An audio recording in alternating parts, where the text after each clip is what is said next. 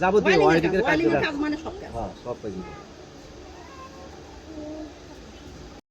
সকালে 3 মাস আমার স্বামী আমি আমার সন্তান একসাথে ভাত খাইছি। খায়া বলছে আমি বাগদা যাবো, মালটা রং করান একদিন, ওই মালটা রং করে দিয়ে খেয়ে আসি। সে কথা কয়া উমরে একটা ছেলে কাজ করেছিল পাগলা, তাই কি সাথ করে নিয়ে আসলো খুলির দেখা আমার সাথে, বলছে ব্যাগটা বাড়ির মধ্যে আছে, যা নিয়ে আসো ব্যাগ। কিন্তু কাঁটায় কে জানি মারছে ধরে, এখন শুনতেছি বুকেও নাকি ঘুষি মারছে, কিন্তু যাই মারছে তার আমি শাস্তি চাই। আমি পুলিশদের বলতেছি যে ওরা মানে হচ্ছে গিয়ে কোনটা সঠিক না গিয়ে ওগুলো সব গিয়ে করে তারপরে আমি শাস্তি দেয়।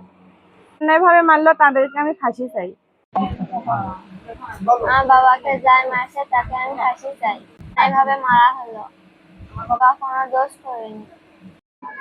আমার দেওয়ার হয় জরুল, আমার দেওয়ার জরুল সুস্থ বা ভালো অবস্থায় বাড়ির থেকে খাওয়া দাওয়া করছে, বউ ছেলের সাথে খাওয়া দাওয়া করে কাটার চলে গেছে। কাটার যাওয়ার পর ওখানে জানি কার সাথে গ্যাঞ্জাম, তারা ধরে মারছে।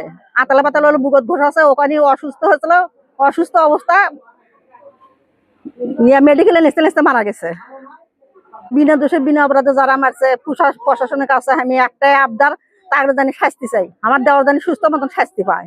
তার 2টা মেয়ে আছে আর বউ আছে, শুধু কেউ নেই। শুধু বাবাই ছিল, সে বাবাই মরে গেল, তো মেয়ে দুটো কে দেখবে আর বউ কে দেখবে? আপনাদের কাছে বিশেষ অনুরোধ, সুস্থ মতন বিচার করেন। মামা যখন আগে নেছে তখন তো এতখানি আসছিল না, আস্তে আস্তে যত গিয়ে যাচ্ছে তত